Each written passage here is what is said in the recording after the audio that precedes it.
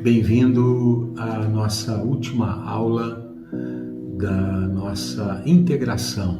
O tema dessa aula é Vida Devocional, uma aula muito importante e que vai nos ajudar a compreender a importância de cultivarmos uma vida pessoal de oração, de leitura na palavra e de outras disciplinas espirituais.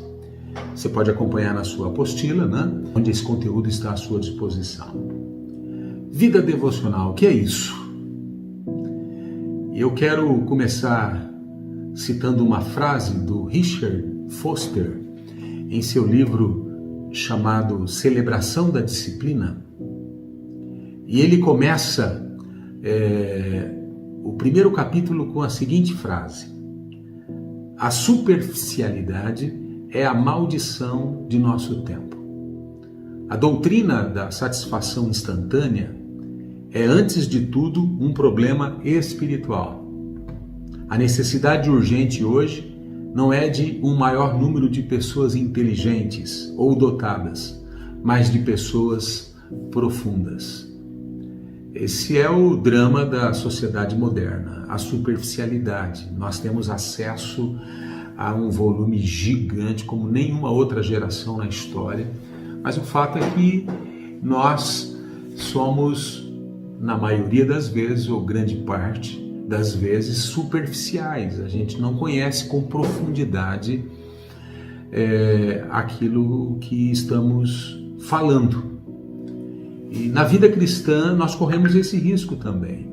Esse livro está aparecendo aí para você, a capa dele é um clássico cristão. Se você gosta de leitura, fica aí uma excelente indicação para você se aprofundar nas muitas disciplinas espirituais. Fica a dica de um bom livro aí para você. Essa superficialidade é uma realidade da nossa sociedade moderna. Existem muitos artefatos, muitas coisas para nos distrair, para nos tirar do foco, muitos brinquedinhos, que se apoderam da nossa atenção e concentração, muitos entretenimentos para aumentar a superficialidade das nossas vidas. Essas coisas nos envolvem de tal forma que vamos aos poucos secando e morrendo. Nossa vida espiritual precisa ser cultivada, nossa vida espiritual precisa ser cuidada. E para isso servem as disciplinas espirituais, As disciplinas espirituais, como diz o Richard Foster, elas são meios da graça de Deus para nosso crescimento espiritual. Então, uma disciplina espiritual é um meio da graça para que a gente possa crescer e amadurecer como cristãos, Vocês estão terminando a classe de integração e vocês têm uma longa jornada pela frente, e meu desejo é que vocês possam crescer nessas disciplinas espirituais, Então, as disciplinas espirituais são meios para a manifestação da graça de Deus. Quando me exponho a essas disciplinas, Deus se move em meu favor.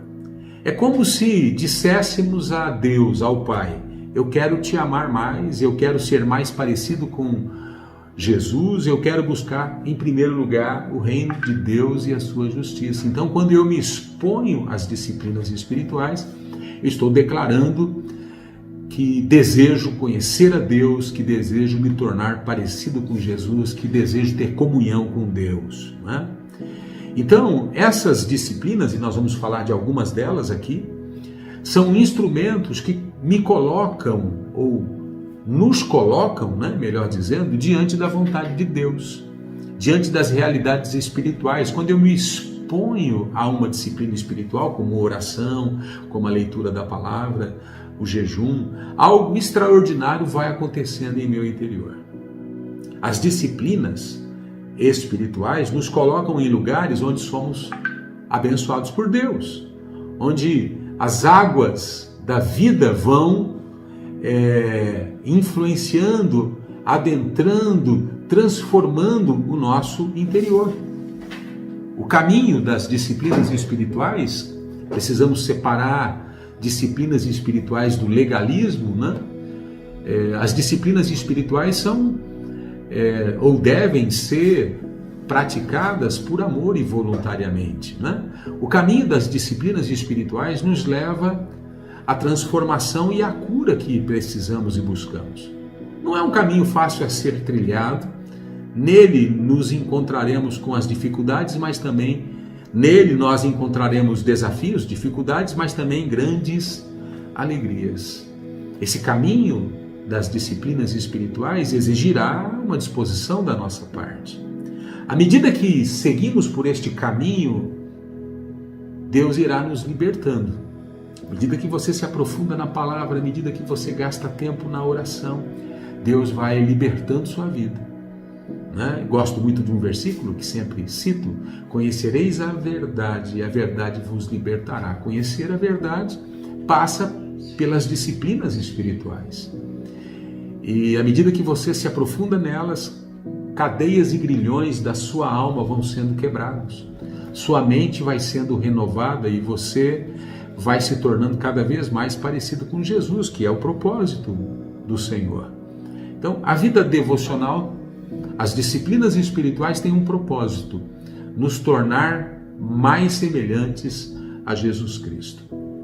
Com o tempo, à medida que você vai se aventurando nas disciplinas espirituais, vai crescer em seu íntimo o espírito de compaixão pelo próximo. Você vai se dar conta de que alguns valores estão mudando em seu interior.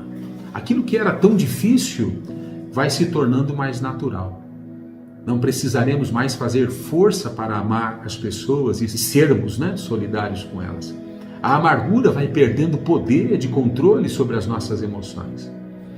O amor de Deus vai tomando conta de toda a nossa existência e vai assumindo o controle de nossos padrões e hábitos. Esse caminho das disciplinas espirituais, esse caminho que a vida devocional propõe, é um caminho que nos leva à liberdade. Quando eu me exponho a essas disciplinas, o Espírito Santo faz brotar em nós algo novo. Gálatas 5:22 fala do fruto do Espírito Santo. E esse fruto do Espírito Santo vai brotando e nasce quando eu me exponho. Quais são os frutos? Amor, alegria, paz, paciência, amabilidade, bondade, fidelidade, mansidão e domínio próprio. Onde havia superficialidade e um monte de entulhos, passa a existir em nossa alma esse fruto do Espírito, essa realidade nova que Deus tem para nós, não é? As disciplinas espirituais são bem conhecidas de todos nós. Vou citar algumas no livro do Richard Foster. Ele coloca muitas outras, mas eu quero chamar a sua atenção para as principais: a oração, a meditação e estudo da palavra de Deus, o jejum, a adoração, celebração, serviço. São disciplinas espirituais. Existem outras, mas essas disciplinas vão produzindo algo em nossas vidas, E eu quero começar pela oração, A oração é a base da nossa vida devocional. O que é oração?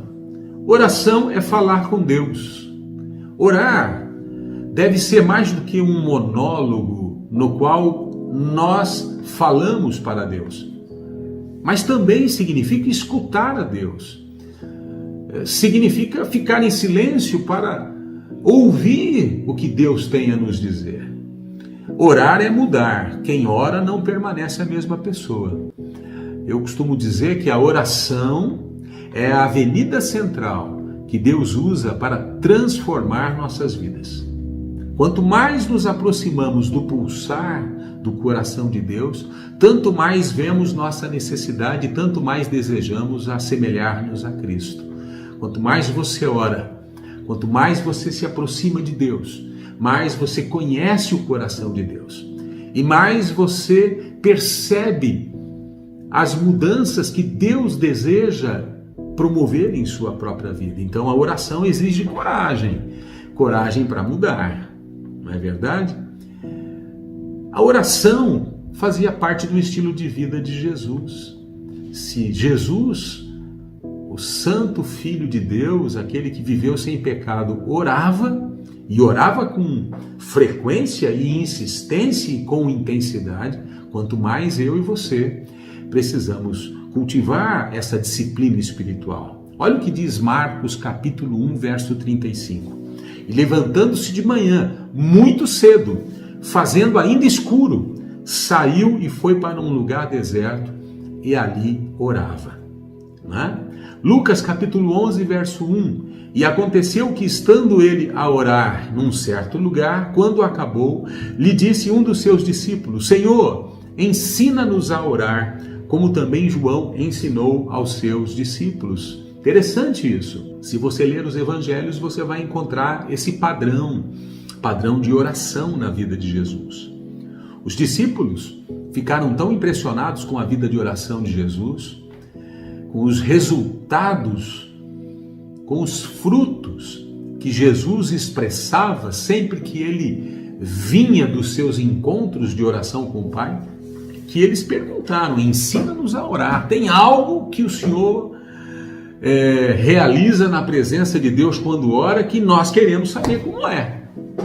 Certamente eles observavam o valor que o Mestre dava a esses momentos com Deus. Jesus era um homem que orava. Eram momentos de instrução, capacitação, transformação, que despertou nos discípulos um forte desejo em conhecer esses mistérios da intimidade com Deus. Existem coisas incríveis aguardando você na presença de Deus. Quais são os aspectos que envolvem uma vida de oração, essa disciplina espiritual tão importante? Primeiro, a oração pode ser feita em qualquer lugar, separando um momento a sós. Pode ser feita no ônibus, no carro, ao se deitar, ao se levantar, enfim, em qualquer lugar ou situação. A oração é algo que deve estar presente em nossa vida, em todo tempo e em todo lugar. Segundo, no momento de oração, quando você vai à presença de Deus, quando você ora, né? E eu até acho que essa expressão, quando você vai à presença de Deus, nem é a melhor, porque, segundo a Bíblia, Deus habita em você, habita em mim. Nós somos morada do Altíssimo, né? Então, quando nós oramos, nós estamos na presença de Deus. E quando nós oramos, nós apresentamos a Deus nossos problemas, nós apresentamos a Deus nossos pedidos. Mas nunca se esqueça de que você deve adorar a Deus em primeiro lugar. Você deve agradecer a Deus por tudo que Ele tem feito em sua vida. Agradecer pelos benefícios e bênçãos concedidas. Permita um espaço para Deus falar com você, aquietando sua alma por alguns instantes e ouvindo o Espírito Santo falar. Nem sempre será uma voz audível.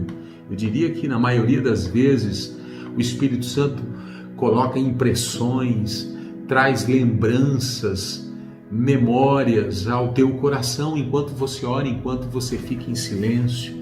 Então a oração não é um monólogo, é uma oportunidade de ouvir ao Senhor.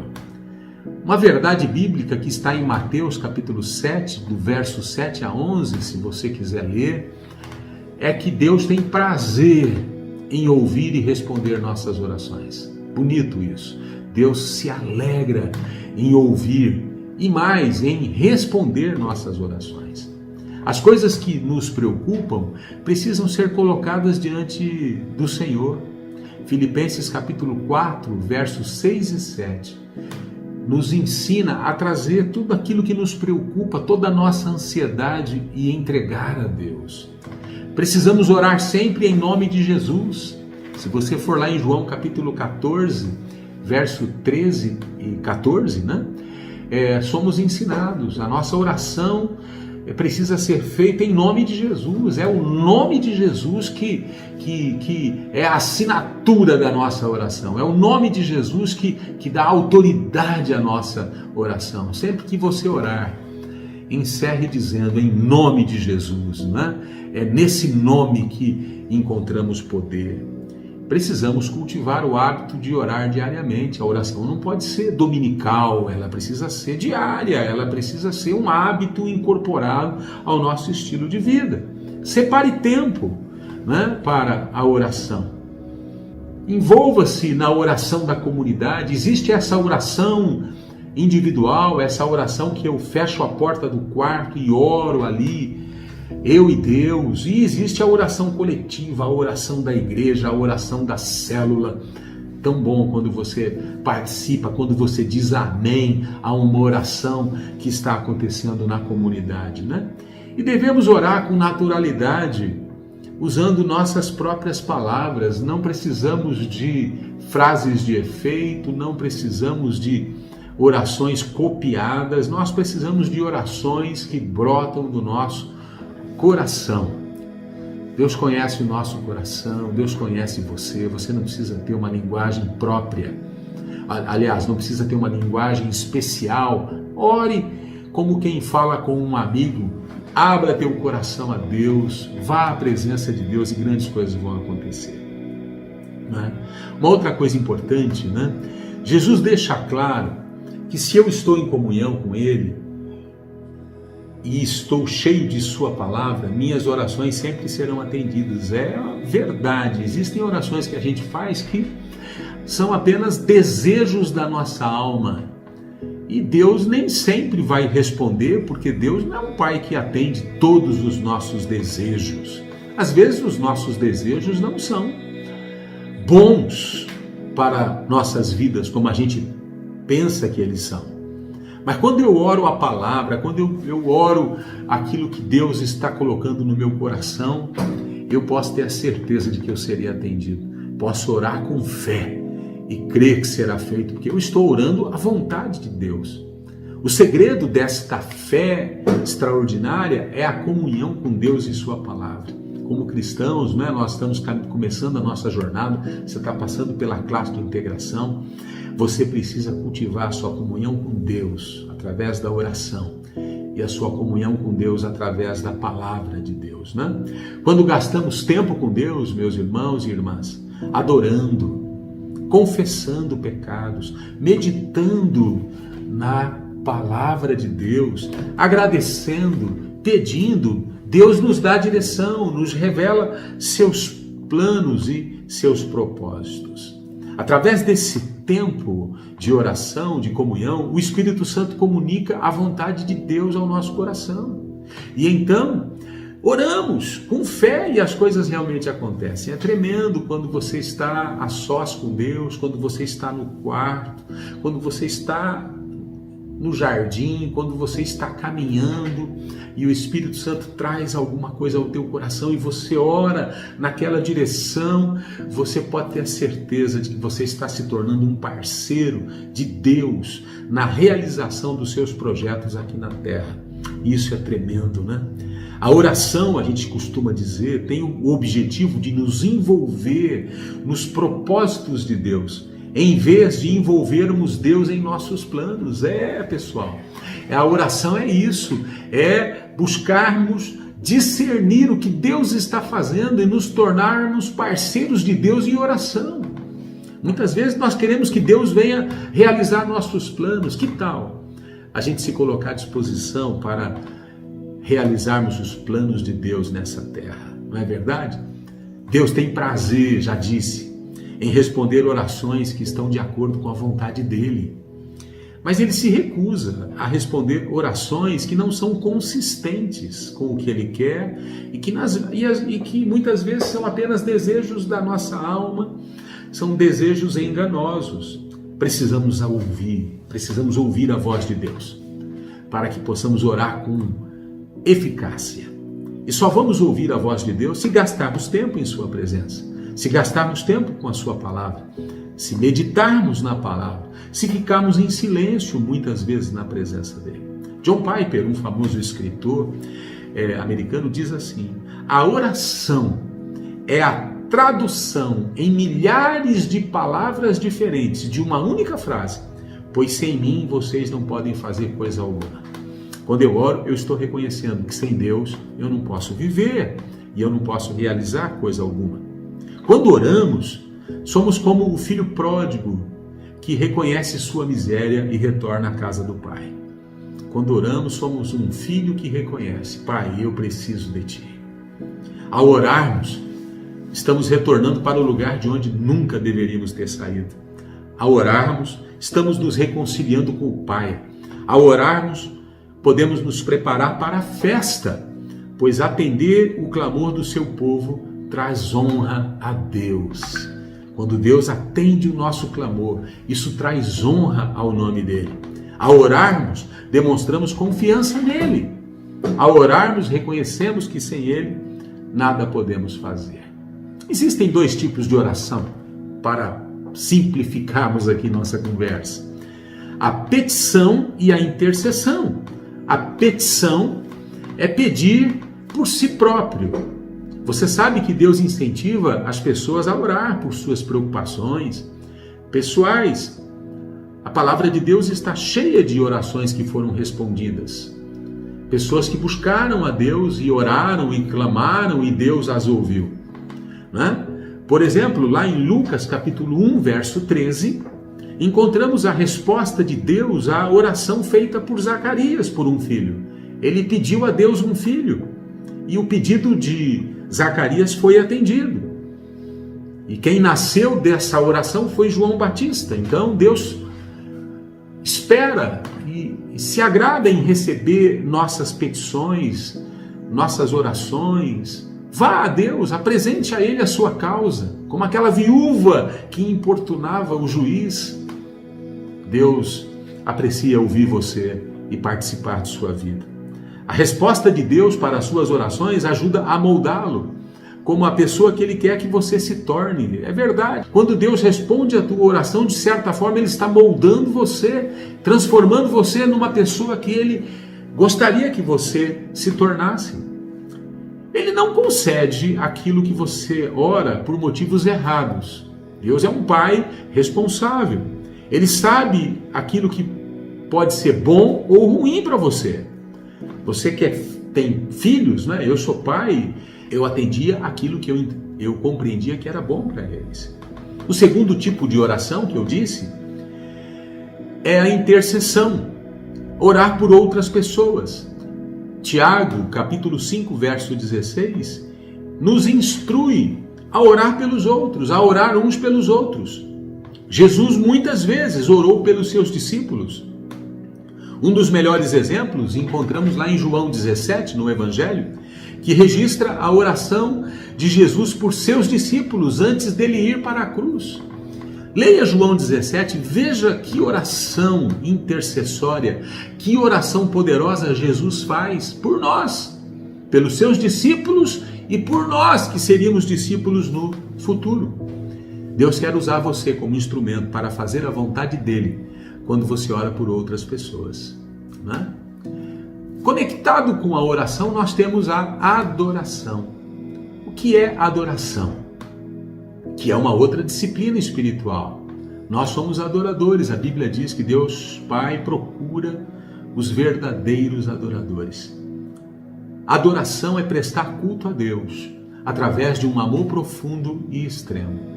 Amar, como já sabemos, é muito mais do que um sentimento. Amar envolve ações. O amor a Deus não pode ser apenas um sentimento, ele se expressa em ações também. A adoração do cristão vai além de cantar louvores. A adoração é muito mais do que cantar louvores, é cantar louvores. Faz parte importante no contexto da adoração. Mas a adoração vai além disso. Adoramos a Deus, por exemplo, quando levamos uma vida de santidade, uma vida agradável a Deus, uma vida de testemunho perante os homens. Adoramos a Deus quando anunciamos sua palavra aos perdidos, quando socorremos aos nossos irmãos em dificuldades, quando dizimamos e ofertamos, adoramos a Deus também. Quando estendemos as mãos aos que sofrem, quando somos fiéis e comprometidos com o reino e a igreja, adoramos a Deus. Adorar é, antes de tudo, uma entrega total de todo o nosso ser àquele que é o Senhor do universo. Deus é digno de toda a nossa vida. Isso é adoração. É o reconhecimento da grandeza e do ser de Deus. É a atitude de alguém que se prostra diante de um superior e beija-lhe os pés. A palavra no original é proskuneu, é prostrar-se. É o reconhecimento de que eu sou inferior e Deus é superior. Deus acima de tudo e de todos está exaltado em glória e poder. Isso é adoração, não é? O adorador é aquele que, na presença de Deus, tem consciência de quem Deus é, do seu caráter. E a maior expressão de adoração, né, encontramos em João capítulo 4, 23 e 24. Veja esse versículo, João 4, 23 e 24. Mas a hora vem, e agora é, em que os verdadeiros adoradores adorarão o Pai em espírito e em verdade. Porque o Pai procura a tais que assim o adorem. Deus é espírito. E importa que os que o adorem em espírito e em verdade. A adoração verdadeira acontece aqui dentro. É quando nós nos prostramos, é quando nós reconhecemos que Ele é Deus, é quando nós cantamos, é quando nós servimos, é quando nós estendemos a mão, é quando nós pregamos a palavra, é quando nós vivemos para a glória de Deus, como nos ensina a Bíblia. Tudo o que vocês fizerem, façam para a glória de Deus. Isso é adoração. A Bíblia nos dá alguns aspectos que envolvem a adoração, apenas para o nosso conhecimento. Formas de adoração, por exemplo, curvar-se diante de Deus. Você está na sua casa, você está no culto, você está na célula e você é tomado por uma profunda reverência. Você pode se curvar diante de Deus. Dá uma olhada em Êxodo capítulo 4, verso 31. Você pode ofertar, você pode ser movido pelo Espírito Santo a trazer uma oferta a Deus como gratidão. 1 Crônicas, capítulo 16, 29. Você pode ajoelhar-se diante de Deus, você pode deitar-se na presença de Deus. Dá uma olhada em Neemias 8, verso 6. A reverência na presença de Deus é algo tão bonito. Eclesiastes, capítulo 5, verso 1. Reconhecer onde Deus está agindo, a ser reverente, né?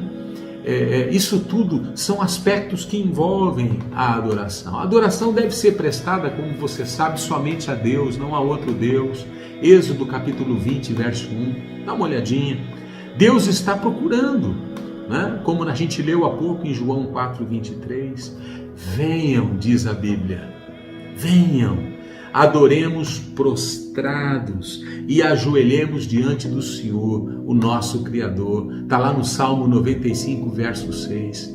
Os salmistas, Davi e outros, né, nos deixam ali um legado, uma história de adoração ao Deus eterno, né? Aprender a orar com fé envolve concentração em quem o Pai é e no que Ele significa para você. Somente quando você compreende quem é o Pai e o que Ele significa para você, a sua oração vai ser uma oração de fé. Jesus ensinou seus discípulos a como conhecer o Pai por meio da oração. Salmo 100, verso 4, olha só. Celebrai com júbilo ao Senhor, todos os moradores da terra. Servi ao Senhor com alegria e apresentai-vos a Ele com canto. Sabei que o Senhor é Deus, foi Ele e não nós que nos fez povo seu e ovelhas do seu pasto. Entrai pelas portas dele com louvor e em seus átrios com hinos. Louvai-o e bendizei o seu nome, porque o Senhor é bom e eterna a sua misericórdia e a sua verdade estende-se de geração a geração. Olha que lindo o Salmo 100, né? No Antigo Testamento, quando as pessoas entravam nos pátios do templo, elas vinham com hinos de louvor, adorando a Deus. A palavra louvor origina-se da palavra latina, que significa valor ou preço. Assim, louvar a Deus é proclamar os seus méritos ou sua dignidade, é reconhecer o seu valor, né? O louvor é um importante elemento da oração. Eleva a sua vida de oração acima de você mesmo, se concentrando, portanto, na pessoa de Deus. Você precisa associar ao seu tempo de oração o louvor, a adoração, né? Uma forma de louvar a Deus é reconhecer os aspectos do caráter de Deus revelados na Bíblia, através de alguns nomes de Deus, né? Pega o Salmo 91 e você vai encontrar ali no verso 1, 2, né? E logo no comecinho do Salmo, nomes de Deus. Deus é chamado no Salmo 91 de Altíssimo, El Elyon, que significa o mais forte de todos os deuses e o possuidor dos céus e da terra, o mais forte dos fortes, né? No verso 1 ele diz: Todo-Poderoso El Shaddai, o todo-suficiente Deus. No verso 2, né, Jeová é apresentado, o nome pessoal de Deus, o Deus que é com você todo o tempo, né? Meu Deus, no verso 2, diz o salmista, em quem confio, Elohim, né? Se referindo ao Deus da aliança, o Deus criador. Então, os nomes de Deus nos dão uma base para as nossas orações, não é isso? Quero mudar agora de oração para as Escrituras, a palavra de Deus, né, que é a base da nossa fé, o livro sagrado, né? A Bíblia é o registro dos pensamentos de Deus sobre todas as coisas criadas, passado, presente e futuro, incluindo toda a humanidade. Podemos nos referir à Bíblia como o livro do fabricante, pois nas Escrituras encontramos o plano, o propósito e a vontade de Deus para o homem. A palavra de Deus é para o crescimento do cristão. Assim como a água e o alimento são fundamentais para o seu crescimento biológico, a oração, a adoração e a palavra de Deus são fundamentais para o seu crescimento espiritual. Alguns aspectos que envolvem a palavra de Deus. Vou falar aqui 10 aspectos para você, para convencer você de que você não pode viver sem a palavra de Deus, você não pode crescer sem se aprofundar nesse livro, nas verdades, nos princípios encontrados neste livro. Primeiro, toda a Escritura é inspirada por Deus. 2 Timóteo, capítulo 3, verso 16. Segundo, devemos pedir que o Espírito Santo nos ajude a compreender as Escrituras. Este é o único livro que você precisa de um intérprete. O Espírito Santo, para que você possa compreender as verdades aqui encontradas. Lucas 24, 45. Terceiro, a palavra de Deus nos leva a viver longe do pecado. Salmo 119, verso 11. Alguém disse no passado, ou esse livro te afasta do pecado, ou o pecado te afasta deste livro. Quarto, a palavra de Deus nos orienta em tempos de decisão. Salmo 119, 105. A palavra de Deus nos garante sucesso nas empreitadas, nos desafios. Josué capítulo 1, verso 8. Sexto, a palavra de Deus nos torna vencedores sobre as adversidades da vida. Salmo 119, 165. A palavra de Deus é vida e saúde para o nosso corpo. Provérbios 4, verso 20 a 22. A palavra de Deus é arma de guerra, diz Efésios capítulo 6, verso 17. A palavra de Deus nos traz liberdade, João 8, 32. Décimo e último, devemos ler a palavra com espírito de obediência e com coração ensinável, né? Espírito de obediência. Senhor, qual é a verdade para a minha vida? Em que posso melhorar? Em que devo mudar? O que o Senhor tem para mim hoje? Devo ler a Bíblia com esse espírito, né? Não para obter conhecimento, mas para obter direção, para ser transformado. Eu espero que com esses 10 itens aqui você esteja convencido de que não é possível viver a vida cristã sem ser um cristão que lê a Bíblia com regularidade, né? Esse é o meu desafio para você, meu irmão, minha irmã, que está aqui, né, nessa aula conosco, né? Existe uma luta entre a sua carne e o seu espírito. E quem vai ganhar essa batalha é aquele que você mais alimentar. Se você ficar flertando com o pecado, se você ficar vivendo na prática do pecado, a sua carne vai prevalecer e você nunca vai se tornar aquele que Deus quer que você se torne.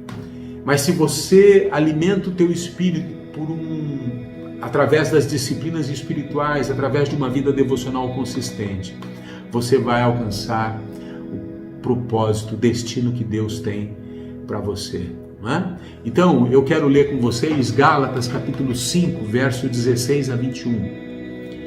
Digo, porém, andai em espírito, e não cumprireis a cobiça da carne. Porque a carne cobiça contra o espírito, e o espírito contra a carne. E estes opõem-se um ao outro, para que não façais aquilo que vocês querem.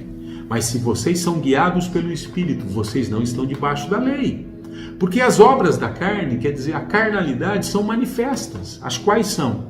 Olha só as obras da carne: adultério, prostituição, impureza, lascívia, idolatria, feitiçaria, inimizades, porfias, que são disputas, emulações, iras, pelejas, disputas, dissensões, heresias, invejas, homicídios, bebedices, glutonarias e coisas semelhantes a estas, acerca das quais vos declaro, como já antes vos disse, que os que cometem tais coisas não herdarão o reino de Deus. Se você nasceu de novo, você não está mais debaixo do controle da carne.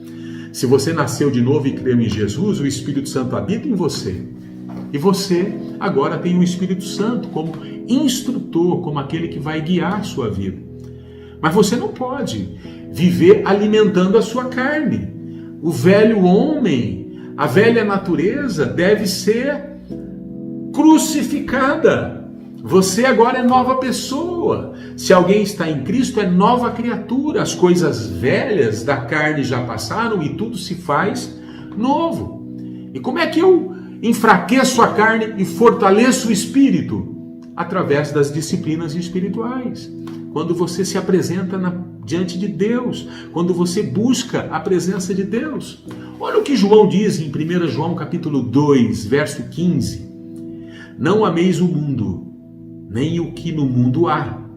Se alguém ama o mundo, o amor do Pai não está nele. Porque tudo o que há no mundo, a cobiça da carne, a cobiça dos olhos e a soberba da vida, não é do Pai, mas do mundo.